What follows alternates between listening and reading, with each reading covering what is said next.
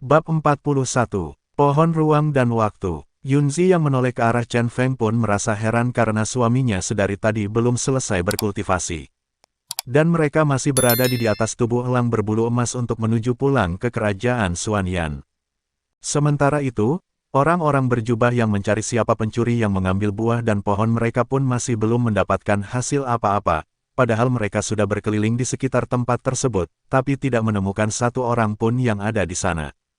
Ayo kita harus cepat mendapatkan orang yang telah mengambil pohon itu, karena kalau sampai Tuan Muda tahu jika pohon serta buah ruang dan waktu telah menghilang maka kita bisa habis dihajar oleh Tuan Muda, ucap salah satu dari mereka.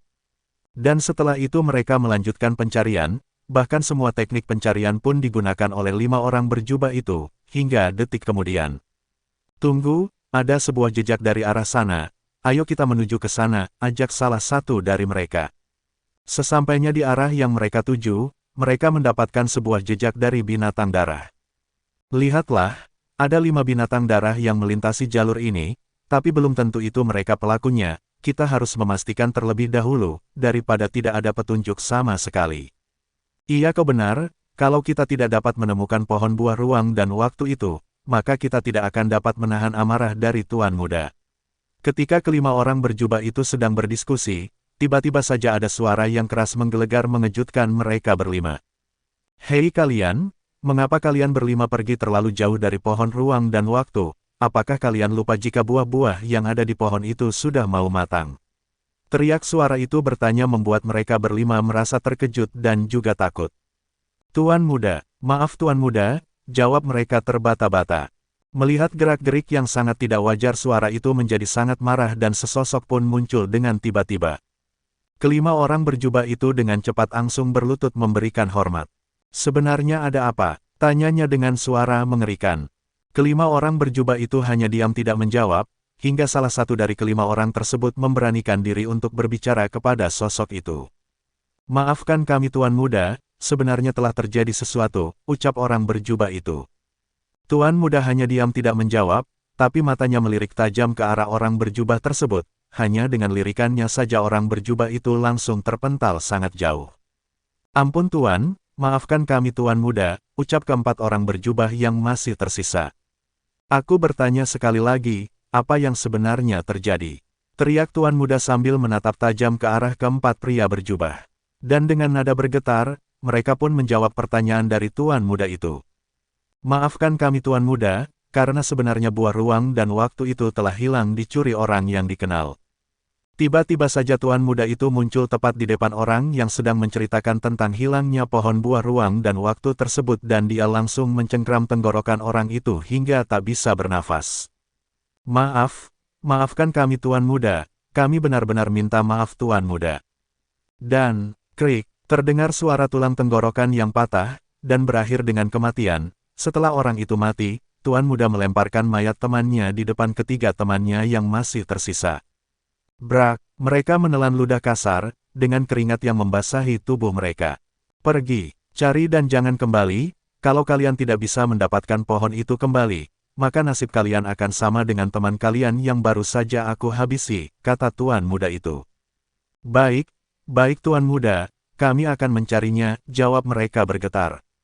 Kemudian mereka pun melesat pergi untuk mencari pohon ruang dan waktu itu, sedangkan Tuan Muda itu mulai bergumam di dalam hatinya. Siapa sebenarnya yang sudah mencuri pohon ruang dan waktu itu? Tanyanya penasaran ini. Kemudian Tuan Muda itu mulai menggunakan kekuatan jiwanya untuk mencari keberadaan pohon tersebut. Lama ia menyusuri setiap jalur yang ada di dekat hutan hingga tak lama kemudian, ia melihat beberapa orang yang sedang berjalan ke arah pohon ruang dan waktu. Dan dengan kekuatan jiwanya ia mampu melihat beberapa orang tersebut, yang sedang memetik buah yang sudah matang lalu berlalu pergi menunggangi binatang darah elang berbulu emas. Kurang ajar, ternyata hanya seekor semut rendahan yang telah berani mengambil barang milikku, aku akan membunuh mereka tanpa sisa, ujarnya marah. Kemudian Tuan Muda itu memanggil orang-orang berjubah dengan menggunakan kekuatan jiwanya, dan tak lama 4 orang berjubah itu pun muncul kembali di hadapan Tuan Muda.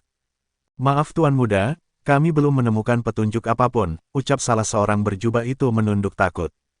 Kalian semua ikuti aku. Tanpa banyak bicara, Tuan muda itu langsung melesat jauh ke arah binatang darah elang berbulu emas yang telah berhasil dia temukan menggunakan kekuatan jiwanya. Dan keempat orang yang mengikuti tuan muda itu pun mulai bertanya-tanya. Kira-kira tuan muda hendak kemana? Petik 2. Tidak tahu, kita ikuti saja, mungkin tuan muda sudah menemukan pencuri-pencuri itu. Ya benar juga, kemungkinan begitu, ucap mereka saling menerka. Sementara di lain sisi, saat ini para rombongan Akademi Xuan Yan masih tidak menyadari bahaya yang akan menimpa mereka. Chen Feng yang sudah selesai berkultivasi dan menyerap kekuatan yang terdapat dari pohon buah ruang dan waktu pun membuka kedua matanya. Dia merasa jika di dalam dirinya ada semacam kekuatan yang sangat besar, yang menyelimuti pedang ilahi dan juga api hitam. Chen Feng, kamu sudah selesai? Tanya Yunzi yang ada di sampingnya. Chen Feng pun mengangguk mendengar pertanyaan Yunzi. Kita sudah di mana? Tanya Chen Feng. Kita masih berada di area hutan terlarang, jawab Yunzi. Oh, jika begitu kita harus waspada akan serangan dari binatang darah yang lainnya. Sedangkan keempat elang berbulu emas yang ditunggangi oleh para guru, mereka sedang mengamati di daerah sekitar, lalu seseorang dari mereka pun berkata. Kenapa perasaanku sangat tidak mengenakan, seperti akan terjadi sesuatu yang mengerikan, ujar Guru Ma. Apa jangan-jangan kau masih memikirkan pemilik dari buah ruang dan waktu itu? Tanya Guru Li. Iya, aku merasa ada sesuatu yang akan terjadi kepada kita. Tenanglah Guru Ma, kita sudah tidak jauh dari kerajaan Xuan Yan, kata Guru Li menimpali. Ya mudah-mudahan saja ini hanya ketakutanku saja. Kemudian dari atas langit tiba-tiba ada sebuah tangan raksasa yang dengan tekanan dari kekuatannya ingin menangkap rombongan Chen Feng. Semua orang yang melihat serangan itu datang langsung membentuk kekuatan pertahanan mereka. Bab 42, Pengorbanan para guru. Semua orang yang melihat serangan itu datang langsung membentuk kekuatan pertahanan mereka, dan mereka berusaha untuk memblokir kekuatan tersebut, tapi tidak mampu untuk melakukannya. Kekuatan dari mana ini? Mengapa menyerang kita? Tanya Molian kepada para gurunya. Entahlah, guru juga tidak tahu. Ayo kuatkan pertahanan kalian semua, ucap guru memberikan aba-aba. Dan akhirnya dengan bersusah payah mereka pun dapat menahan serangan tersebut. Yunzi, jangan jauh-jauh dariku, ucap Chen Feng. Memangnya kenapa suamiku? Apakah kamu mengetahui siapa orang yang telah menyerang kita? Tanya Yunzi merasa resah. Tidak, aku tidak mengetahui siapa orang yang telah menyerang kita saat ini, tapi yang aku tahu, mereka sangatlah kuat. Kita bukan lawan tandingan untuk mereka dan kita harus mencari cara agar bisa melarikan diri, ujar Chen Feng membuat para guru yang mendengar perkataannya merasa terkejut. Apa, jadi mereka sangatlah kuat, ucap para guru. Benar guru, melihat dari serangannya sepertinya orang itu sangat berada jauh dari kita, tapi serangan yang dia layangkan itu masih sangat kuat walaupun dikendalikan dari jarak jauh. Kemungkinan orang yang menyerang kita di ranah material King, ucap Chen Feng menjelaskan. Dan semua orang yang mendengar penjelasan dari Chen Feng pun langsung, merasa terkejut sekaligus tidak percaya dengan apa yang mereka dengar barusan. Nyawa kita nampaknya akan berakhir sampai di sini, ujar mereka panik. Guru, sembunyikan atau buang saja buah ruang dan waktu itu guru, kata para murid yang terlihat sangat ketakutan. Guru, kita harus segera turun dari binatang darah ini, dan segera pergi secara terpisah, mereka pasti pemilik buah itu akan menyerang kita kembali. Ucap Chen Feng menyarankan. Karena jika kita pergi bersama maka kita semua akan mati tertangkap, jelas Chen Feng kembali. Ya kau benar Chen Feng, kalau begitu kalian pergilah dan saling berpencar, aku sebagai guru kalian akan berusaha menahan mereka, ucap para guru Akademi Xuan Yan. Tapi guru, kami tidak bisa pergi tanpa guru, kata para murid yang merasa tidak setuju. Jangan seperti itu, kalian adalah masa depan untuk kerajaan Xuan Yan. Dan kami berkewajiban untuk melindungi kalian semua, cepat pergi sekarang juga sebelum terlambat. Dengan berat hati mereka semua pun turun dari binatang darah dan langsung pergi berpencar, Yunzi dan Chen Feng pergi menuju masuk ke kedalaman hutan larangan. Suamiku, tempat ini sangatlah berbahaya, apakah tidak apa jika kita masuk ke dalam hutan ini? Tanya Yunzi merasa panik. Tapi ini justru tempat yang paling aman untuk kita bersembunyi Yunzi. Jawab Chen Feng sambil berlari memegang erat tangan Yunzi. Mereka terus melesat masuk ke dalam hutan tersebut, sementara itu orang-orang berjubah bersama tuan mudanya, telah tiba di depan para guru Akademi Xuan Yan. Maaf tuan, siapakah tuan-tuan ini? Mengapa tuan menyerang kami? Apa sebenarnya kesalahan kami? Tanya Guru Ma memberanikan diri. Kurang ajar, masih juga belum mengaku atas kesalahan yang kalian lakukan, sekarang juga kembalikan apa yang sudah kalian curi dan habisi nyawa kalian sendiri, ucap orang berjubah itu. Apa, memangnya apa yang sudah kami curi Tuan? Tanya para guru mencoba bersikap tenang. Masih berkelit rupanya, ucap salah satu orang berjubah itu. Kami tidak mengerti apa yang Tuan maksud. Ujar Guru Ma. Kalian telah mencuri buah ruang dan waktu, apakah kalian masih tidak mau mengakuinya juga? Tanya orang berjubah dengan nada yang marah. Sedangkan guru-guru itu masih tetap bersandiwara seolah-olah mereka tidak tahu apa-apa. Buah ruang dan waktu, kami tidak memilikinya Tuan, jika Tuan-Tuan tidak percaya maka Tuan bisa memeriksa kami, ucap para guru itu. Dengan cepat keempat pria berjubah pun langsung memeriksa para guru, dan mereka tidak dapat menemukan buah yang mereka cari. Dan jelas saja jika benda yang mereka cari tidak akan ada, karena secara diam-diam buah itu telah ia berikan kepada Chen Feng, tanpa Chen Feng sadari. Tuan muda, buah itu memang tidak ada. Benarkah? Baiklah jika begitu aku sendiri yang akan menemukannya, jawab tuan muda itu dan langsung menggunakan kekuatan jiwanya untuk mencari buah ruang dan waktu tersebut. Oh, ternyata begitu, ucap tuan muda melesat pergi menuju ke arah buah itu berada, sambil berkata kepada orang-orang berjubah itu untuk membunuh para guru tersebut. Mendengar kata perintah dari tuan muda, orang-orang berjubah langsung merilis kekuatan mereka untuk menyerang para guru. Rekanku semuanya, kita sudah bersama-sama mengajar di Akademi Xuanyan dalam waktu yang tidak sebentar, jadi kalau aku Guru Ma, banyak melakukan kesalahan dan menyinggung perasaan kalian bertiga, maka aku meminta maaf kepada kalian semua, ujar Guru Ma dan langsung melesat menyerang orang-orang berjubah itu. Hingga tak lama kemudian, salah satu guru yang lain pun mengikuti apa yang telah dilakukan oleh Guru Ma. Para rekanku sekalian, aku Guru Lu juga ingin meminta maaf kepada kalian semua. Aku akan mengikuti jejak Guru Ma, ucap Guru Li yang ikut menyerang orang-orang berjubah tersebut. Dan dua guru yang tersisa juga langsung menyusul Guru Ma dan Guru Li untuk melawan para pria berjubah itu, dan sebelum menyerang salah satu di antara mereka mengatakan perkataan yang membuat kedua guru itu merasa sangat terharu. Kita sudah tua, jadi tidak ada salahnya untuk kita melawan pria itu, ucap kedua guru itu sambil tersenyum manis. Hingga akhirnya mereka pun tertawa bersama sebelum ajal menjemput mereka berempat. Bagus, bagus, itu adalah ide yang sangat bagus. Kita bisa bertarung bersama dan kemudian mati bersama. Aku Guru Ma sangat bahagia saat ini, ucapnya tersenyum. Sedangkan para pria berjubah itu pun sangat merasa kesal melihat kebahagiaan yang terpancar dari para guru itu. Dasar orang-orang tidak tahu tingginya gunung, hanya 4 orang ranah surgawi tingkat 7 akhir puncak yang berani berbuat seperti ini. Ayo kita selesaikan dengan cepat dan segera menyusul tuan muda. Akhirnya perlawanan dari keempat guru itu pun berakhir, dan mereka tewas demi menyelamatkan murid-murid Akademi Xuanyan. Perbedaan ranah antara ranah surgawi dengan ranah marsial venerable pun memang sangat mencolok, di mana keempat guru Akademi Xuanyan memikirkannya hanya berada di ranah surgawi tingkat 7 akhir puncak sedangkan keempat pria berjubah itu berada di ranah marsial venerable tingkat 2. Bab 43, Chen Feng dan Yunzi dalam bahaya.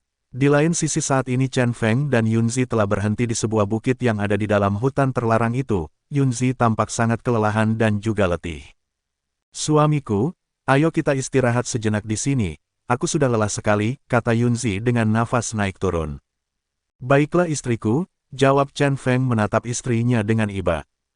Lalu tiba-tiba Chen Feng merasa terkejut akan hal yang dapat dia rasakan. Sungguh Chen Feng tidak percaya jika kekuatan dari orang yang mencari mereka ternyata sangatlah kuat dan telah menghilangkan banyak nyawa. Ada apa suamiku? Tanya Yunzi merasa ikut panik.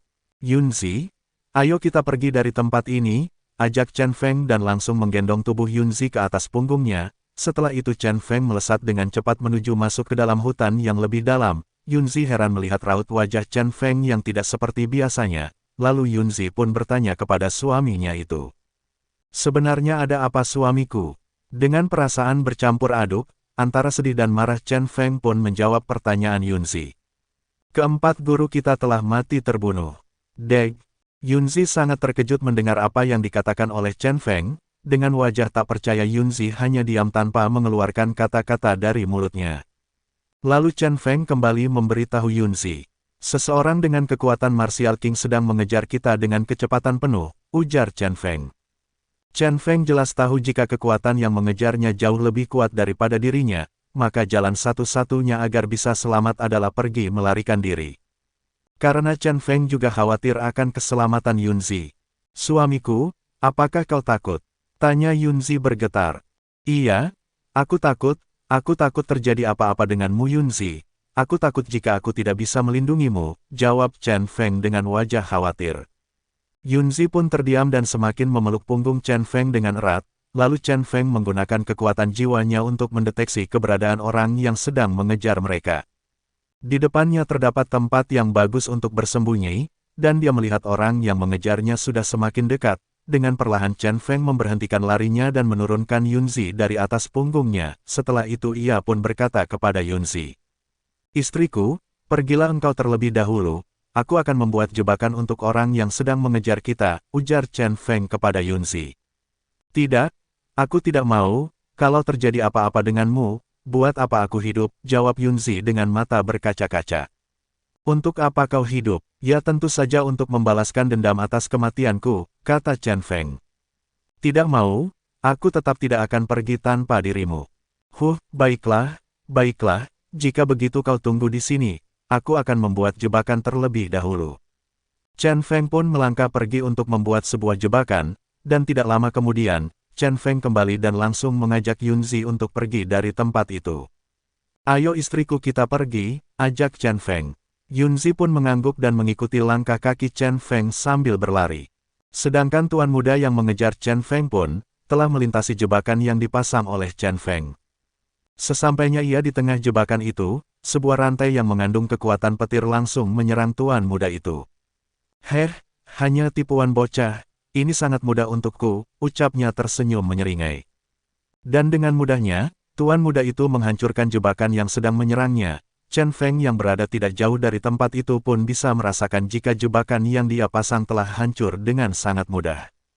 Inikah perbedaan kekuatan antara kami berdua? Sebenarnya mengapa orang itu bisa mengetahui di mana posisiku berada, padahal aku telah menghilangkan aura kehidupanku, aku juga sudah menghapus jejak pohon ruang dan waktu, tapi mengapa dia masih saja bisa menemukanku, gumam Chen Feng yang merasa bingung. Tanpa Chen Feng tahu, bahwa Guru Ma telah menyelipkan cincin penyimpanan miliknya ke dalam saku celana Chen Feng, saat itu Chen Feng sedang sibuk berpikir, dan dia tidak menyadari hal itu. Tak lama kemudian, sebuah serangan melesat ke arah Chen Feng, membuat Yunzi yang melihatnya menjerit dengan histeris. Suamiku awas, kata Yunzi. Chen Feng pun langsung menghindar dari serangan tersebut. Hebat kau bocah, terdengar suara yang menggelegar, membuat Chen Feng dan Yunzi saling menatap panik. Orang ini hawa kehadirannya masih jauh, tapi energi kekuatannya sudah sampai kemari, gumamnya di dalam hati. Setelah itu Chen Feng pun mengeluarkan energi kekuatannya untuk membuat medan pertahanan untuknya dan Yunzi. Sebenarnya siapa kau? Tanya Chen Feng memasang wajah membunuh. Dan tiba-tiba muncullah sesosok pria besar dengan aura membunuh yang begitu pekat. Kau bertanya siapa aku? Harusnya aku yang bertanya, siapa kau? Berani sekali kau mencuri di tempatku. Tanya tuan muda itu sambil terus mengeluarkan aura membunuhnya. Chen Feng yang melihat hal tersebut pun langsung mendekatkan dirinya kepada Yunzi. Istriku, orang ini sangatlah kuat. Kita bukanlah lawannya, ucap Chen Feng, jadi apa yang harus kita lakukan? Tanya Yunzi merasa takut.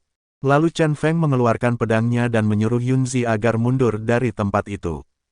Oh, kamu ingin melawanku rupanya, ucap tuan muda itu sambil melesat ke arah Chen Feng. Pergilah ke neraka kau bocah, teriaknya menggema. Lalu Chen Feng pun mengeluarkan semua kekuatan yang dia punya dan mengaliri pedangnya menggunakan energi petir yang menyelimuti pedang tersebut, dan setelahnya pedang itu langsung bertabrakan dengan kekuatan milik tuan muda itu. Di awal, sepertinya energi pedang Chen Feng mampu mengimbangi kekuatan tuan muda itu, tapi lama-kelamaan Chen Feng pun mulai merasa kewalahan. Hebat sekali kekuatan orang ini, aku sudah hampir tidak sanggup melawannya lagi. Lalu perlahan-lahan Chen Feng mundur ke belakang, dan kemudian dari atas kepala Chen Feng keluarlah api hitam pekat miliknya. Api hitam itu pun membantu Chen Feng untuk melawan tuan muda itu. Apa itu? Aku merasakan adanya aura membunuh yang lebih hebat daripada milikku, gumam tuan muda itu di dalam hatinya. Tunggu, apakah itu adalah api surgawi? Sepertinya Tuhan memberkatiku, karena di tempat seperti ini aku bisa menemukan api surgawi, ucapnya lagi. Dan kemudian tuan muda itu pun langsung menantang Chen Feng dan ingin merebut api hitam itu dari dirinya. Bab 44, Pertempuran melawan Ranah Martial King. Hei bocah, cepat kau serahkan apa yang kau curi dariku, dan serahkan juga api hitam itu kepadaku, teriak tuan muda tersebut dengan marah. Chen Feng hanya diam tidak menjawab, karena dia sedang bersiap siaga untuk menyerang, sedangkan tuan muda itu masih belum bisa melepaskan tatapannya dari api hitam milik Chen Feng. Cepat kau serahkan api hitam itu, lagian kau tidak akan bisa membuat api hitam itu mengeluarkan kekuatan besar yang dimilikinya, karena kau itu sangat lemah. Ejek tuan muda itu dan langsung meninju energi dari serangan Chen Feng. Hingga kemudian Chen Feng pun terkena serangan balik karena energi kekuatannya dapat dikalahkan oleh satu pukulan milik tuan muda itu. Chen Feng mundur beberapa langkah ke belakang dan memuntahkan darah segar dari dalam mulutnya. Yunzi yang melihat hal itu pun langsung berlari mendekati Chen Feng. Suamiku, kau terluka, ucap Yunzi bersedih. Tuan muda itu menatap ke arah Yunzi, dan dia tersenyum dengan seringai yang sangat mengerikan. Oh, ada gadis cantik di sini rupanya.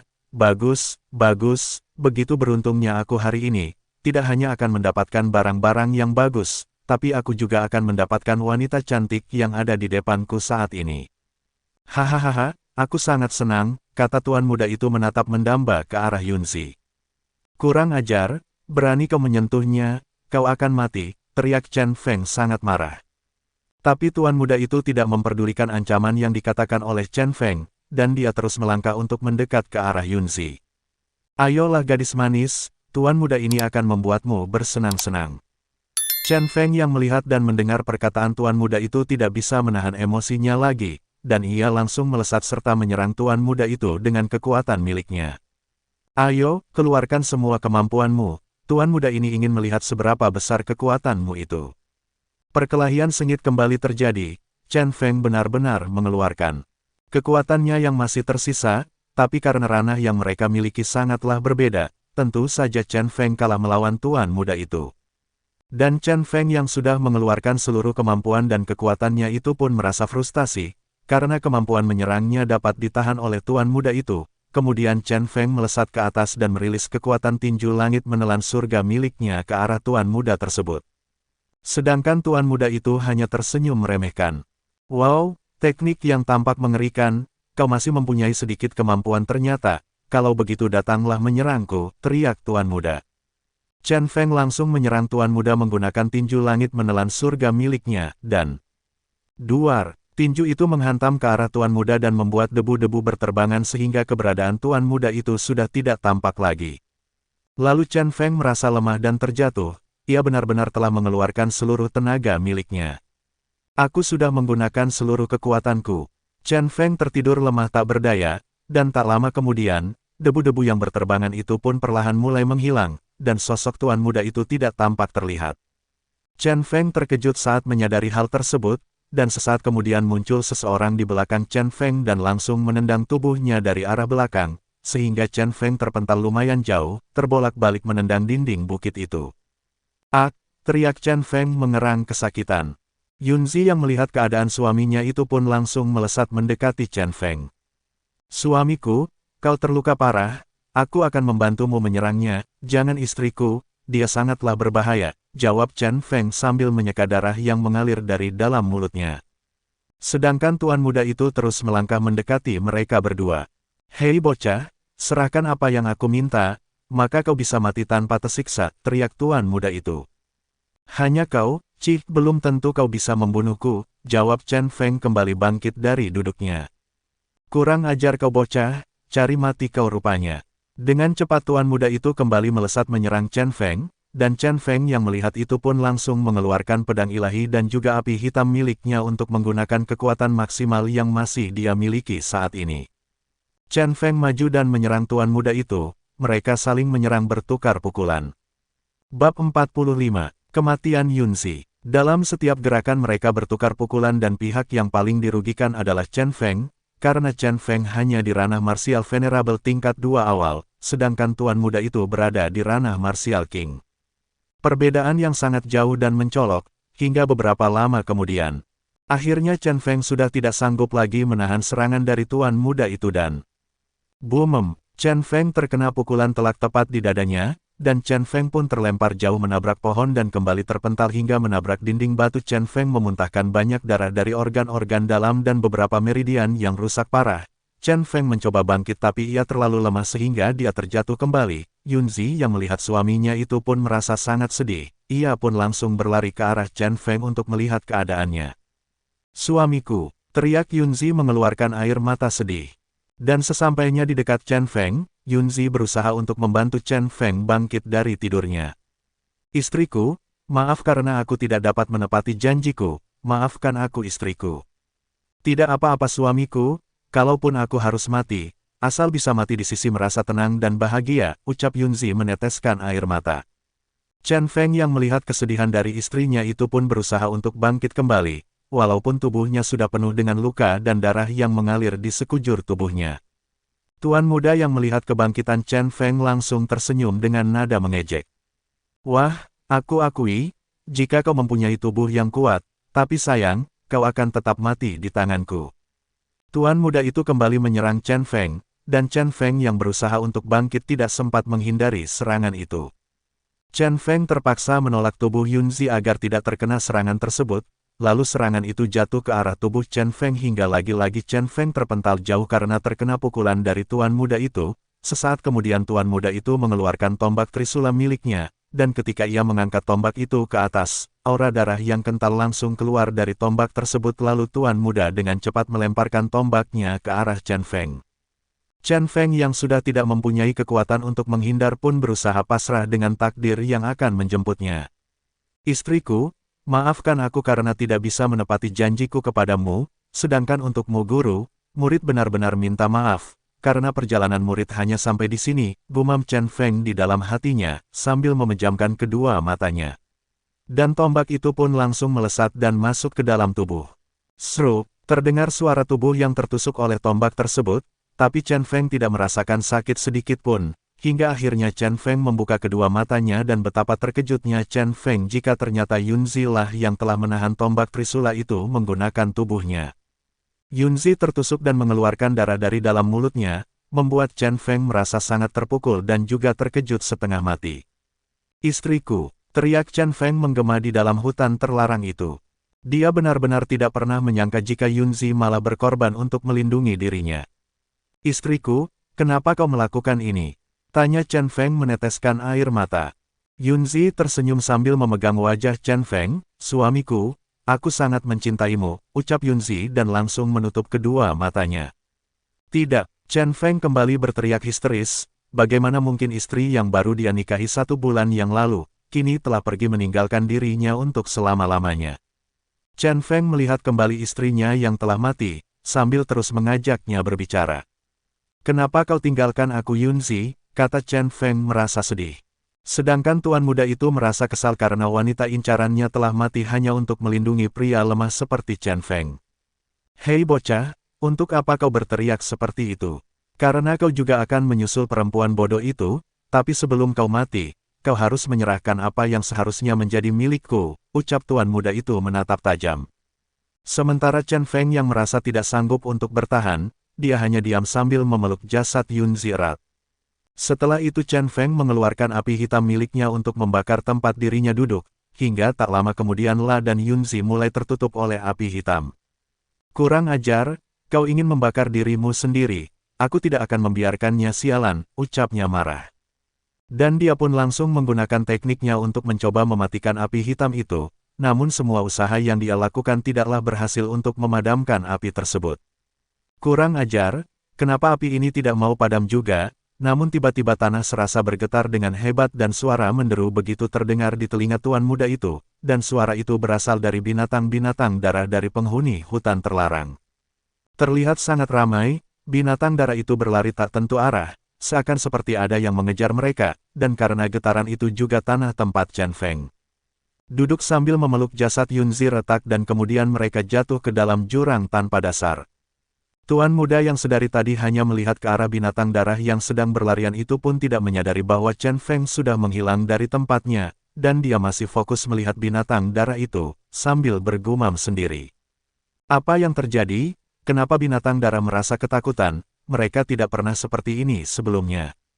Dan tiba-tiba saja terdengar raungan suara yang sangat keras dan mengerikan dari belakang binatang yang berlarian itu. Ini adalah fluktuasi dari binatang kuno. Kenapa binatang kuno ada di tempat seperti ini? Wah, aku benar-benar sangat beruntung, karena aku bisa mendapatkan pedang ilahi, api surgawi dan kini ada binatang kuno. Kira-kira ada di level mana binatang kuno ini? Ucap tuan muda itu merasa senang. Sedikit penjelasan tentang binatang kuno. Binatang kuno adalah binatang yang berasal dari langit atas, karena suatu sebab ia diturunkan ke bumi. Binatang kuno sendiri terbagi menjadi 3 ranah. Ranah pertama adalah ranah bumi, yang setara dengan ranah martial venerable hingga martial king. Ranah kedua adalah ranah langit yang setara dengan ranah martial king hingga martial sovereign, dan yang ketiga adalah ranah surga, yang sebanding dengan ranah martial sovereign hingga ranah kaisar bumi. Dan ada juga binatang kuno yang istimewa. Mereka telah berevolusi menjadi manusia, bahkan kekuatan mereka melampaui ranah kaisar langit. Bab 46. Kedatangan binatang kuno. Tuan muda itu tersenyum jahat, dengan pemikirannya sendiri, tanpa dia sadari jika saat ini bahaya sedang mengintai dirinya. Kerumunan binatang yang berlarian itu pun telah pergi menuju masuk ke dalam jurang, dan tuan muda itu langsung naik ke atas pohon untuk melihat sekeliling. Tak lama kemudian, muncul beberapa orang berjubah yang ternyata orang-orang itu adalah anak buahnya sendiri. "Hormat kami tuan muda," ucap mereka membungkuk. Tuan muda itu langsung bergegas turun dari atas pohon untuk menemui mereka berempat. "Kalian rupanya yang datang, bagaimana dengan orang-orang itu? Apakah kalian sudah berhasil menyingkirkan mereka semua?" tanya tuan muda itu. "Sudah tuan muda, kami sudah menghabisi mereka semua," jawab orang berjubah. "Oh ya, di mana para pencuri yang tuan muda kejar?" tanya mereka penasaran. "Tampaknya dia sudah mati masuk ke bawah sana." Lalu orang-orang berjubah melihat ke arah bawah, tapi hanya ada kumpulan para binatang darah yang tampak berlarian di bawah sana. "Kalian semua cepat turun ke bawah, dan cari bocah sialan itu," perintah tuan muda. Lalu orang-orang berjubah itu pun mulai bergerak hendak turun ke bawah, tapi tiba-tiba saja muncul seekor binatang darah berbentuk ular piton yang sangat besar dan juga menakutkan, membuat mereka merasa terkejut. "Binatang darah ini sangat tampak berbeda dari binatang darah yang lainnya," ucap orang-orang berjubah itu. "Tentu saja, karena binatang tersebut adalah binatang darah kuno yang memiliki derajat lebih tinggi dibandingkan binatang darah biasa," jelas tuan muda. "Apa, binatang darah kuno? Bukankah binatang ini sangatlah berharga tuan muda?" "Kalian benar, dan sekarang jangan banyak tanya, ayo bantu aku untuk menjatuhkan binatang kuno ini agar dia bisa menjadi pengikut setiaku," ujar tuan muda dan langsung melesat ke arah ular piton kuno untuk menaklukkannya. Orang-orang berjubah itu juga mengikuti tuan muda mereka untuk melakukan penyerangan, sedangkan ular piton surgawi tersebut mulai menyadari jika orang-orang yang datang ke arahnya berniat untuk menyerangnya, dan ular piton itu pun membuka mulutnya sambil mengeluarkan suara yang memekakkan telinga. Orang-orang berjubah hitam dan tuan muda itu merilis kekuatan mereka dan menyerang ular piton tersebut dengan brutal, namun ular piton hanya diam tidak menganggap serangan mereka sedikit pun, hingga kemudian tuan muda itu kembali merilis lagi kekuatannya, hingga kekuatannya itu membentuk sebuah iblis raksasa yang memiliki energi sangat besar. Iblis itu kemudian mengepalkan tinjunya ke arah ular piton tersebut, dengan menggunakan ekornya. Ular piton itu membalas serangan dari iblis raksasa dan benturan dari dua kekuatan pun terjadi, hingga menyebabkan pohon-pohon tumbang dan binatang darah yang berada di bawah pun bergerak berhamburan, karena telah terkena fluktuasi kekuatan yang bertabrakan itu. Sedangkan para pria berjubah berusaha untuk menahan fluktuasi kekuatan yang mengenai mereka, tapi hanya beberapa saat saja akhirnya mereka berempat pun langsung terpental ke atas tanah. Benar-benar sangat mengerikan, kekuatan tuan muda dan ular piton surgawi itu. Kira-kira siapa yang akan menang? Tanya seorang pria berjubah hitam. Mereka terdiam dan saling menatap, sementara tuan muda mulai merasa takut dengan kekuatan yang dimiliki oleh ular tersebut. "Ada di tahap apa binatang kuno itu? Mengapa aku tidak sanggup untuk menjatuhkannya? Apakah kekuatan martial king tingkat 3 ku tidak sanggup untuk mengalahkannya?" Gumam tuan muda di dalam hati sambil bergetar hebat karena sedang menahan kekuatan dari ular piton itu.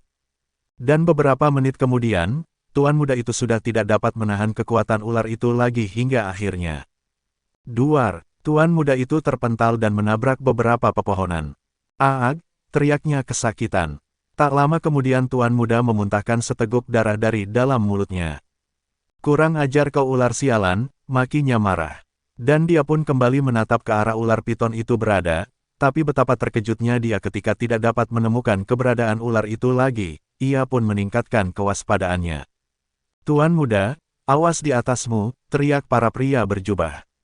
Tuan Muda pun melihat ke atas dan langsung menghindar dari serangan ular tersebut, hingga akhirnya ular itu menghantam tanah dan membuat tanah itu menjadi hancur. Tuan Muda, apakah Anda terluka? Tanya para pria berjubah hitam dari kejauhan.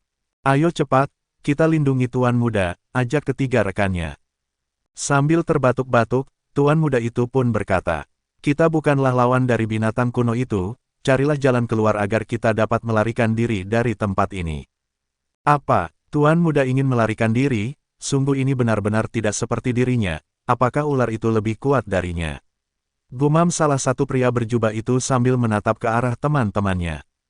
Hei kalian, mengapa kalian hanya diam saja? Apa kalian mau mati konyol di tempat ini? Tanya pria itu berteriak dan merasa geram kepada para anak buahnya itu. Baik-baik Tuan Muda, jawab keempat pria berjubah itu lalu mereka semua langsung memasang formasi dimensi untuk berteleportasi ke tempat lain. Belum siap mereka menyempurnakan formasi, ular piton itu sudah melesat ke arah mereka dan menabrak dinding energi dari formasi yang mereka buat.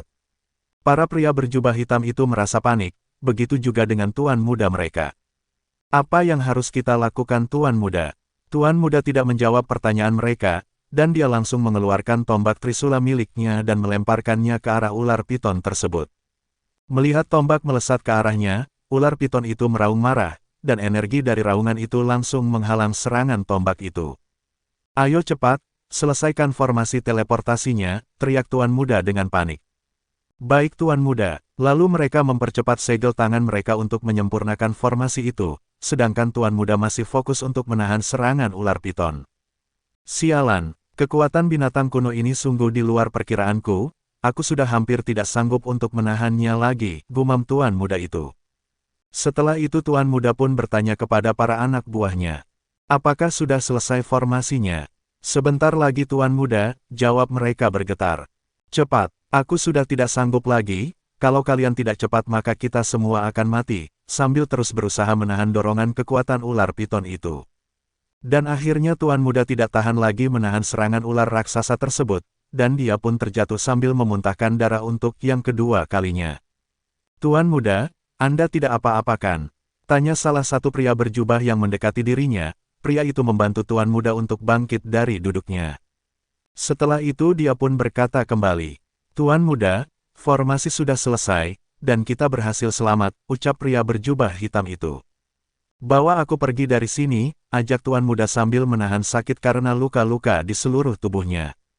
Bab 47. Kehancuran Chen Feng. Akhirnya Tuan Muda itu bersama keempat pria berjubah langsung melesat pergi meninggalkan tempat tersebut, tapi sebelum itu mereka menyempatkan diri untuk melemparkan kertas-kertas peledak yang sangat banyak. Agar ular piton itu tidak mengganggu mereka di saat mereka memasuki lubang teleportasi, dan akhirnya mereka berhasil memasuki lubang teleportasi tersebut, dan mereka diteleportasi hingga ribuan mil jauhnya dari hutan larangan itu. Hingga tak lama kemudian, mereka sudah tiba di tempat yang serasa aman untuk melakukan istirahat. Kurang ajar, sialan, maki Tuan Muda itu. Tuan Muda, telanlah pil pereda sakit ini, agar tubuh Tuan Muda lekas pulih kembali, ucap pria berjubah hitam. Benar-benar sial, semua barang incaranku tidak satu pun bisa aku dapatkan, dasar brengsek, umpat Tuan Muda dengan nada marah. Jadi apa yang harus kita lakukan sekarang Tuan Muda? Apakah kita harus kembali lagi ke dalam hutan larangan? Bodoh, dasar bodoh, kalau kita kembali apakah kalian pikir ular itu akan membiarkan kita lolos untuk yang kedua kalinya? Maaf Tuan Muda, jika kami sudah salah bicara. Lantas, apa yang harus kita lakukan Tuan Muda? Tanya salah satu pria berjubah. Tuan Muda hanya diam tidak menjawab, dia sedang memikirkan apa yang harus dia lakukan selanjutnya untuk mendapatkan barang-barang berharga itu. Kemudian, Tuan Muda itu pun kembali berkata, ayo kita kembali dulu ke klan kita, sesampainya di sana aku akan memberitahu para tetua, dan memikirkan langkah apa yang harus kita ambil, jawab Tuan Muda itu. Baiklah Tuan Muda, Dan setelah itu mereka langsung melesat pergi melanjutkan perjalanannya menuju ke tempat tinggal mereka. Sedangkan Chen Feng, saat ini masih bertahan dengan segala kesakitan yang menimpa di seluruh tubuhnya. Dia masih setia memeluk tubuh Yunzi yang sedikit demi sedikit mulai menghilang karena efek dari serangan mematikan dari tuan muda yang tak dikenal itu. Chen Feng meneteskan air mata dengan sangat menyedihkan karena telah kehilangan istri yang sangat dia cintai. Chen Feng menjerit histeris dengan sisa-sisa tenaga yang dia miliki. Istriku, jangan tinggalkan aku sendiri di dunia ini. Kedua orang tuaku, dan juga guruku, mereka semua sudah pergi meninggalkanku. Aku mohon jangan pergi meninggalkan aku. Aku mohon dewa, jangan kau renggut orang-orang terkasihku. Aku berjanji kepadamu, jika kau kembalikan istriku untuk hidup kembali, maka aku selalu berbuat baik. Namun jika kau mengambil dia dariku, maka aku akan menjadi orang yang tidak memiliki hati. Bahkan sekalipun aku mati, aku akan menjadi iblis di dunia ini, ancam Chen Feng sambil berteriak. Tapi jasad Yunzi sudah hilang sepenuhnya, membuat Chen Feng benar-benar merasa sangat hancur dan rapuh. Istriku, aku merasa sangat lelah dan tampaknya sang dewa menginginkan jika aku menemanimu, ujar Chen Feng sambil menutup kedua matanya. Entah hidup ataupun mati, Chen Feng telah tertidur untuk waktu yang tidak dapat diketahui. Sedangkan di kerajaan Xuanyan, orang-orang yang telah berhasil melarikan diri, kini telah tiba di istana kerajaan tersebut. Mereka yang merasakan rasa sangat ketakutan pun berteriak histeris untuk meminta pertolongan. Tolong, tolong kami. Penjaga gerbang yang mengenali mereka pun langsung memberikan pertolongan, lalu seorang penjaga bertanya kepada Mo Lian. Tuan mudamu, ada apa? Kenapa kalian tidak menunggangi elang berbulu emas? Dan kemana yang lainnya? Kenapa kalian hanya ada beberapa orang saja? Tanya penjaga gerbang penasaran.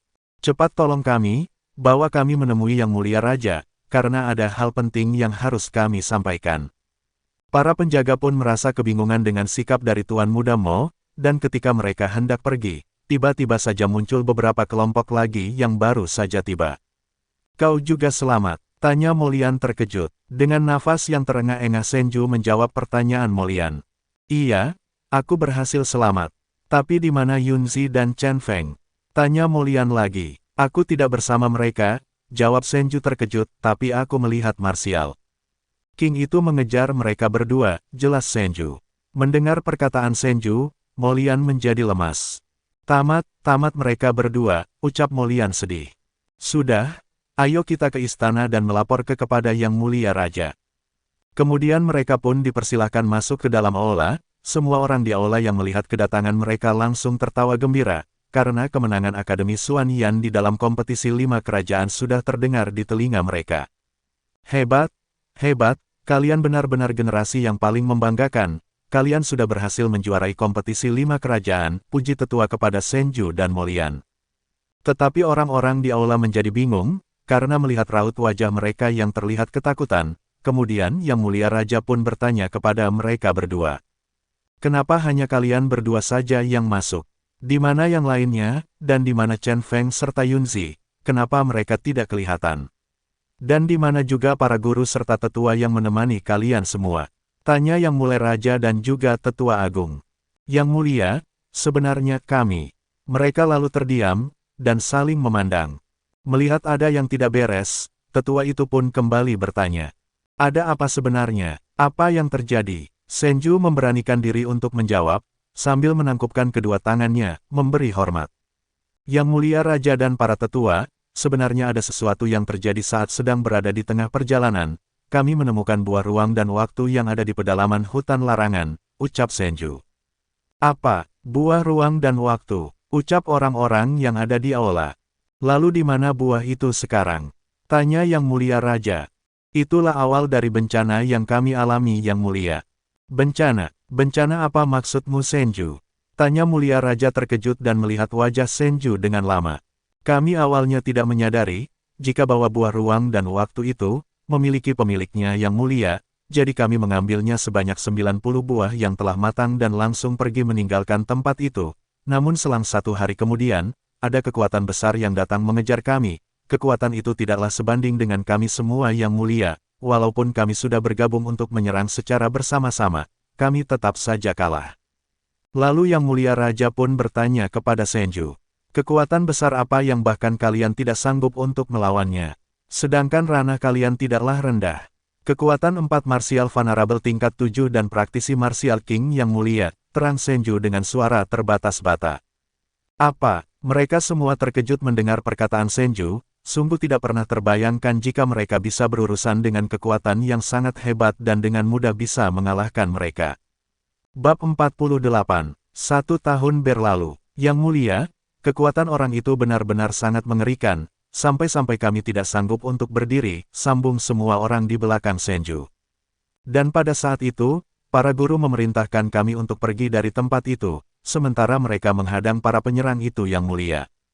Lalu bagaimana dengan Yunzi dan Chen Feng, bagaimana dengan mereka? Tanya yang mulia raja merasa panik, begitu juga dengan ketiga pangeran yang sangat cemas dengan kabar mereka berdua. Kami tidak tahu yang mulia, karena kami semua berpencar saat melarikan diri, tapi kami sempat melihat orang yang memiliki ranah martial king itu mengejar ke arah Yunzi dan Chen Feng. Dan kami juga tidak tahu bagaimana dengan nasib keempat guru Akademi Xuanyan, begitu juga dengan putri Yunzi dan Chen Feng. Entah hidup ataupun mati kami tidak mengetahuinya yang mulia, jelas Molian meneteskan air mata.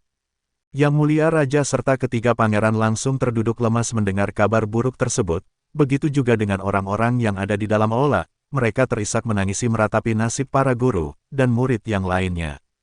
Kemudian tetua pun langsung berkata, "Yang mulia tenanglah, jaga kesehatan yang mulia. Mungkin Putri Yunzi dan Chen Feng telah selamat dan sedang bersembunyi di tempat yang aman," ucapnya dengan nada lirih. "Apa mungkin mereka bisa lari dan selamat dari kejaran seorang martial king? Putriku satu-satunya, ayahmu ini sangat tidak berguna. Istriku, maafkanlah aku karena aku tidak bisa menepati janjiku kepadamu," ucap yang mulia raja sambil berderai air mata. Lalu satu aula yang begitu ramai kini menjadi hening setelah mendengar perkataan yang mulia raja, dan mereka larut dalam kesedihan atas kehilangan guru dan juga putri dari kerjaan tersebut. Hari berganti hari, dan malam menjadi pagi, begitu juga dengan minggu yang terus berganti menjadi bulan, dan tidak terasa Chen Feng sudah terkapar di dalam dasar jurang itu sampai 3 bulan lamanya, namun ajaibnya tubuh-tubuh Chen Feng malah mengalami transformasi. Mutiara pemberian dari gurunya itu, kini benar-benar telah menyatu ke dalam tubuh Chen Feng, bahkan sudah masuk ke dalam sendi-sendi dan aliran darahnya, menjadikan tubuhnya itu sangat istimewa dan juga kuat. Keistimewaan tubuh itu menyerap kekuatan murni dari alam sekitar yang berguna untuk memperbaiki tubuh Chen Feng yang telah rusak di luar dan di dalam. Meridian-meridian yang terputus itu kini bisa tersambung kembali, bahkan seperti terlahir kembali menjadikan Chen Feng berada di level yang sangat berbeda dari sebelumnya. Tubuh abadinya kini sudah mendekati sempurna, bahkan tubuhnya Chen Feng bisa dikatakan yang terkuat di benua ini, lalu cincin penyimpanannya, mengeluarkan berbagai macam tumbuh-tumbuhan yang langka dan sangat berkhasiat. Begitu tumbuh-tumbuhan itu keluar, api hitam pun langsung menyempurnakannya menjadi sebuah cairan yang sangat hebat, lalu cairan itu dengan sukarela langsung masuk ke dalam pori-pori tubuh Chen Feng. Dan menyegarkan, mengupdate basis kultivasi milik Chen Feng, yang awalnya martial venerable awal kini meningkat ke tingkat 2, tingkat 3 dan terus menunjukkan tanda peningkatan hingga menjadi tingkat 7 akhir puncak, dan semua peningkatan itu terus terjadi setiap harinya, tanpa Chen Feng sadari, jika sebenarnya kejadian ini telah terjadi, hampir 1 tahun lamanya, dari mulai Chen Feng jatuh dari atas bukit, hingga sampai ke dasar jurang ini. Namun di alam bawah sadar Chen Feng, ia merasa sangat kesepian, gelap tidak ada siapapun dan tiba-tiba saja dari kejauhan tampak sebuah sinar cahaya. Chen Feng pun berlari ke arah sinar cahaya itu. "Istriku, kau," dan alangkah terkejutnya Chen Feng ketika sampai di tempat sinar cahaya itu. Chen Feng melihat keberadaan Yunzi, dan Chen Feng pun langsung memeluk tubuh Yunzi dengan erat. Dia merasa senang karena dapat bertemu kembali dengan istrinya tersebut. "Ini beneran kamu kan? Ternyata kamu berada di sini untuk menungguku," ujar Chen Feng bahagia. "Benar suamiku, ini adalah aku istrimu. Suamiku, mengapa kamu terlihat kurus dan lusuh seperti ini?" tanya Yunzi melerai pelukan mereka. Aku tahu, pasti ini karena kau memikirkan aku kan?" tanya Yunzi kembali sambil mengeluarkan air mata. Chen Feng memeluk Yunzi lagi, dan dia berkata dengan sangat sedih. "Yunzi, jangan lagi tinggalkan aku, di dunia ini, hanya kamu keluargaku, jadi aku mohon, jangan biarkan aku hidup seorang diri di dunia ini Yunzi." "Baiklah, Aku berjanji tidak akan pernah meninggalkan kamu Chen Feng, aku akan selalu di sini, di dalam hati kamu, jawab Yunzi menatap Chen Feng dengan tersenyum manis. Setelah itu Chen Feng kembali memeluk Yunzi dengan erat, begitu juga dengan Yunzi yang membalas pelukan dari Chen Feng. Suamiku, hiduplah dengan baik, jangan terlalu menekan diri sendiri, aku akan selalu ada di hatimu, menemanimu, di setiap langkahmu, jaga dirimu suamiku, karena aku sangat mencintaimu, ucap Yunzi dan langsung menghilang dari dalam pelukan Chen Feng. Chen Feng berteriak histeris saat menyadari hal itu. Istriku, istriku.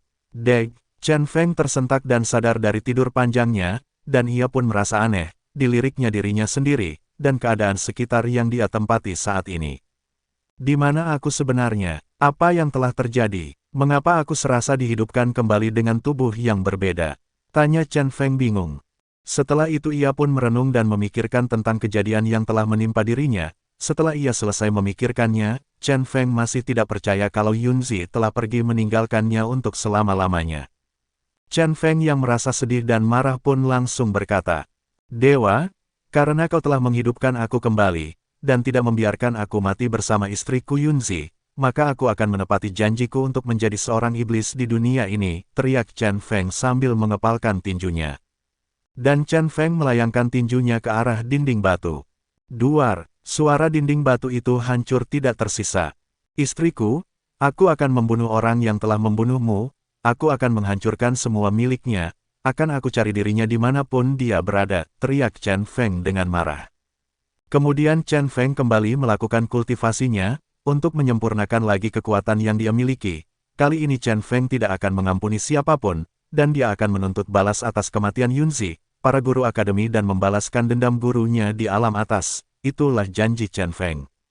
Bab 49, Musuh yang telah tampak. Sedangkan di kerajaan Xuanyan, Yang Mulia Raja bersama ketiga pangerannya masih merasa sangat terpukul atas hilangnya Putri Yunzi, begitu juga dengan para tetua yang ikut merasa sedih. Sudah hampir 1 tahun mereka menunggu kepulangan Yunzi dan juga Chen Feng, tapi tetap saja mereka tidak kunjung kembali juga. Di dalam hati yang terdalam Yang Mulia Raja sudah merelakan kalau Yunzi memang sudah tiada, tapi ia masih tetap berharap agar Yunzi dapat kembali pulang.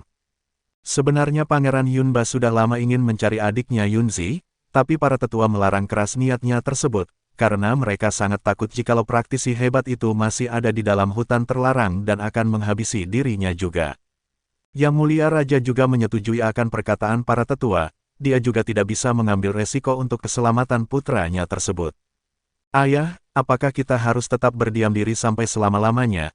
Aku sangat ingin pergi untuk mencari adikku Yunzi ayah," ucap Pangeran Yunba yang merasa sudah tidak sabar. "Tidak Pangeran Yunba, ayah tidak akan bisa kehilangan satu anak lagi." Pangeran Yunba pun terdiam sedih, karena sampai saat ini ayahnya belum juga mengizinkannya untuk mencari keberadaan Yunzi. "Tapi ayah, apakah kita harus merelakan kepergian Yunzi? Sedangkan kita belum memastikan dirinya dalam keadaan hidup ataupun mati ayah," ujar para pangeran yang lainnya. "Jadi kita harus bagaimana? Jika tidak merelakannya, mereka lebih kuat daripada kita. Di dalam dunia kultivasi memang yang lemah selalu menjadi mangsa untuk yang kuat, dan itulah resiko kita sebagai para kultivator," ucap ayah menahan emosinya.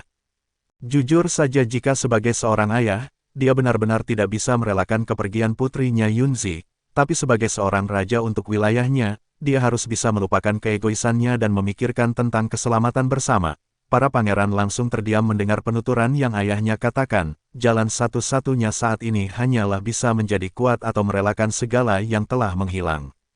Sedangkan di benua yang lainnya, tepatnya di sebuah wilayah kekuasaan para klan terhebat, terlihat beberapa orang yang sedang berunding di dalam sebuah ruangan tertutup. Mereka sedang membicarakan tentang pencarian yang dilakukan oleh putra ketua klan mereka. "Fan Long, bagaimana hasil pencarianmu di hutan terlarang di daerah 5 kerajaan itu? Apakah sudah membuahkan hasil?" tanya seorang pria parubaya yang bertubuh kekar yang tak lain adalah ayah Fan Long. "Tidak ada hasil ayah, binatang kuno itu sudah pergi dari tempat itu," jawab Fan Long memasang wajah datar. "Apakah tidak ada jejak kepergiannya?" tanya ayah Fan Long lagi yang bernama Fang Hai. Fan Hai adalah ketua sekte iblis darah dari benua Tianwu, dan benua itu termasuk dalam benua tingkat atas dari benua yang lainnya. Di dalamnya terdapat 4 sekte besar yang ada di benua Tianwu, dan mereka adalah salah satu dari keempat sekte besar itu. Kelihatan dari jejaknya, tampaknya dia pergi mengarah ke hutan di dataran tengah ayah, jawab Fan Long. Oh, kalau begitu, tingkatkan pencarian kita, karena kita harus mendapatkan binatang kuno itu, bawa praktisi martial king tingkat 3 dan 4, agar ketika kau menemukan binatang kuno itu, kesempatan untuk menaklukkannya semakin besar kau menangkan, pungkas Tuan Fan Hai. Baik ayah, aku akan berusaha untuk mendapatkannya, jawab Fan Long menurut. Lantas bagaimana dengan orang yang sudah kau habisi, sang pencuri yang telah mengambil buah ruang dan waktu milik kita? Apakah kau juga tidak dapat menemukan keberadaan jasadnya? Belum ayah, karena ia telah jatuh ke dalam jurang tanpa dasar, jadi kami merasa kesulitan untuk mencari jasadnya, tapi aku akan terus berusaha untuk mencarinya ayah, jawab Fan Long menunduk. Cih, lagi dan lagi kau tidak becus melaksanakan tugas yang telah ayah berikan kepadamu. Padahal tugas untuk menjaga buah itu sampai matang tidak begitu sulit bukan? Tanya Fan Hai emosi sambil mengeluarkan tekanan dari kekuatannya. Fan Long yang menerima tekanan dari kekuatan ayahnya itu pun langsung terjatuh dengan bersujud sambil mengeluarkan seteguk darah dari dalam mulutnya. Maafkan aku ayah, ucap Fan Long memohon. Hanya kata maaf saja yang bisa keluar dari mulutmu itu bodoh, sudah berkali-kali kau gagal melakukan tugas yang aku berikan kepadamu, dan selama 1 tahun aku memberikanmu waktu untuk mencari buah itu, tapi tetap saja kau tidak bisa menemukannya, maka jangan salahkan aku jika kau harus menerima hukuman dari kesalahanmu ini Fan Long. Mohon ampun ayah, aku berjanji jika aku pasti dapat menemukan jasad pencuri itu, jawab Fan Long sambil menggertakkan giginya, merasa geram karena telah dipermalukan di depan para senior yang tidak pernah menyukai dirinya. Kalau begitu ayah akan menunggu kabar baik dari dirimu. Terima kasih ayah, jawab Fan Long mengatupkan kedua tangannya. Lalu Fan Hai pun bergegas pergi meninggalkan ruangan itu bersama dengan para anak buah yang selalu setia menjadi kaki tangannya, sedangkan Fan Long bersama para saudaranya masih betah berada di ruangan itu. Mendengar bahwa Fan Long telah gagal melaksanakan tugas yang diberikan dari ketua sekte Fang Hai, mereka semua pun langsung tersenyum senang dan mencemooh Fan Long sambil mengejek. Adik Fan Long, jika kau tidak sanggup melakukan tugas yang ayahmu perintahkan kepadamu, maka kau boleh meminta pertolongan dari kakak seniormu ini Fan Long. Iya, pasti semua kakakmu ini akan senang membantumu Fan Long, ejek salah satu dari mereka yang bernama Fan Xin sambil tersenyum menyeringai. Kemudian orang yang bernama Fan Ling yang berada di samping Fan Xin itu pun ikut berkata kepada Fan Long. Benar apa yang diucapkan oleh saudara Fan Xin, saudara Fan Long, jangan merasa malu akan ketidakkemampuanmu itu, kata Fan Ling sambil tertawa. Dan tentu saja perkataan mereka semua telah memancing emosi Fan Long sehingga dirinya merasa sangat marah. Kurang ajar kalian semua, aku tahu jika kalian ingin sekali menghina kemampuanku bukan? Teriaknya marah sambil menunjukkan jarinya ke arah mereka berdua. Tahan saudara Fan Long, kau tidak boleh marah karena ini adalah kenyataannya. Kalau kau memang tidak becus menjalankan semua tugas yang diperintahkan oleh ketua sekte Fan Hai. Bahkan para semut rendahan yang kau ucap sebagai pencuri buah ruang dan waktu itu pun tidak bisa kau tangani dengan benar, jangan pikir karena kau adalah putra dari ketua sekte Fan Hai, kau bisa mencari-cari alasan seenakmu, kegagalan tetap jadi kegagalan dan itu tidak bisa dipungkiri saudaraku Fan Long, ucap seorang pria yang berada di pojok dinding dengan rambut panjangnya berwarna merah, dan dia adalah yang terkuat di antara keempatnya. Bab 50. Kekuatan Chen Feng di ranah yang baru. Oh, ternyata saudara Fan Xiao, ucap Fan Xin tersenyum sambil menangkupkan kedua tangannya sedangkan Fan Xiao masih menatap ke arah Fan Long sambil berkata. Saudara Fan Long, ingatlah jika di sekte iblis darah kita, bukanlah garis keturunan yang berhak atas kedudukan dari ketua sekte. Tapi kontribusi dan kekuatanlah yang bisa menggantikan ketua sekte Fan Hai nantinya, kami semua tahu. Jika ketua sekte Fan Hai selalu memprioritaskan kau dalam mendapatkan kontribusi untuk memajukan sekte, tapi ingat jika peraturan tetaplah peraturan, dan yang berhak atas kedudukan ketua sekte adalah kontribusi dan kekuatan yang besar, jadi jika kau hanya memiliki satu syarat saja maka kau tidak berhak atas kedudukan dari ketua sekte selanjutnya, jelas Fan Xiao kepada Fan Long. Apa kau sedang mengajariku tentang peraturan sekte kita Fan Xiao? Tanya Fan Long merasa geram. Hahaha. Tentu saudara Fan Long mengerti akan maksudku, jawab Fan Xiao tertawa tipis dan berjalan menuju keluar ruangan diikuti oleh Fan Ling dan juga Fan Xin serta para kaki tangan mereka. Setelah melihat kepergian mereka semua, para pria berjubah hitam mulai bertanya kepada tuan muda mereka. Tuan muda, sekarang kita harus bahagia. Apa yang harus kita lakukan selanjutnya? Mereka sepertinya sengaja ingin memprovokasiku, jangan kalian kira bisa merebut kedudukanku sebagai pengganti sebagai ketua sekte, jangan mimpi kalian bertiga, gumam Fan Long merasa geram. Tuan muda, panggil para bawahannya kembali yang berhasil mengejutkan Fan Long.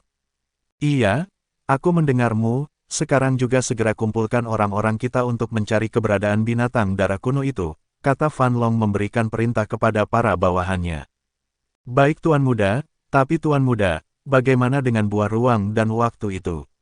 Tanya mereka kembali, apakah kita tidak perlu mencarinya juga? Tidak usah memikirkan buah ruang dan waktu itu, jawab tuan muda dengan nada kesal.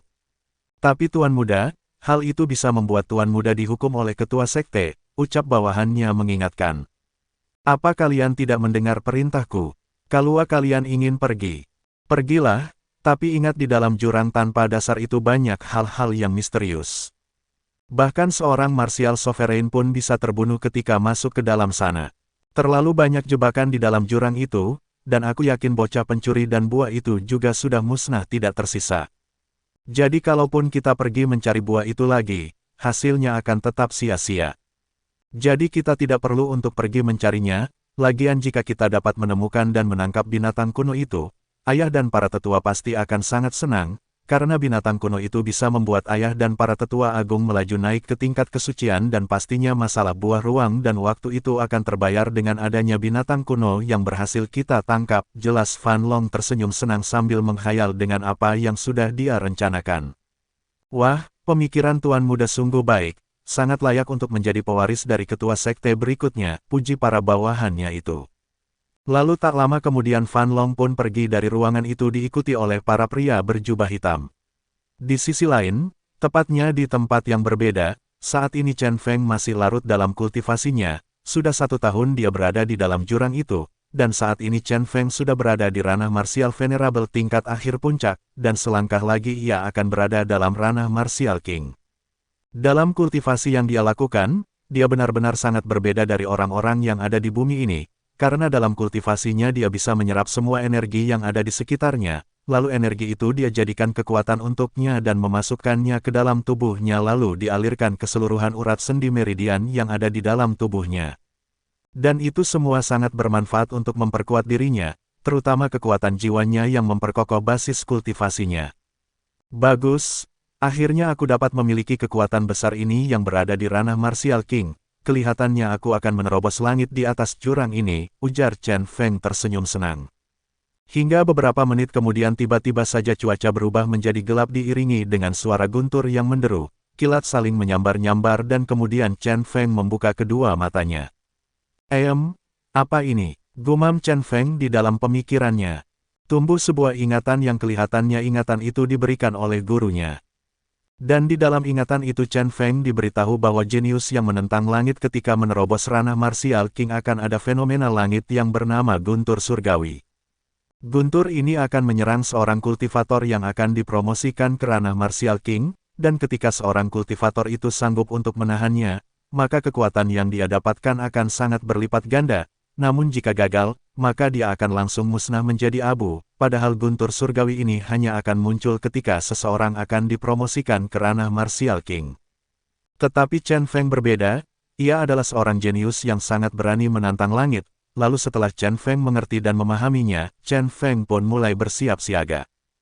Hanya guntur ini, aku tidak takut dan aku harus segera menjadi kuat, aku harus membalas orang-orang yang membunuh istriku, dan juga membalaskan dendam untuk guruku, ucap Chen Feng dengan tegas. Lalu Chen Feng bersiap menghadapi kesengsaraan guntur surgawi itu, ia mengeluarkan pedang ilahi miliknya dan guntur di atas langit seolah-olah telah melihat reaksi yang Chen Feng lakukan. Guntur menjadi semakin dekat dan ganas, kilat langsung menyambar-nyambar di sekitar bukit jurang tersebut, seakan-akan ingin segera menelan Chen Feng. Cih, hanya guntur kecil sepertimu ingin menghalangiku, ejek Chen Feng dengan brutal. Seakan mengerti dengan perkataan yang Chen Feng ucapkan, guntur yang awalnya tidak beju ganas tiba-tiba berubah seperti hewan yang meraung-raung menggunakan kekuatannya. Kilat seakan-akan ingin menghancurkan apapun yang berada di dekat Chen Feng, lalu kilat pun jatuh mengarah menyerang Chen Feng. Dengan cepat Chen Feng menggunakan kekuatan tubuh dan pedang ilahi miliknya untuk langsung menyerbu kilat yang hendak menyerang dirinya. Hiat, ciat, ciat, duar. Chen Feng mengarahkan pedang ilahinya ke arah kilat yang menyambar dan akhirnya terjadilah tabrakan antara kedua kekuatan yang begitu sangat mengerikan. Bersambung.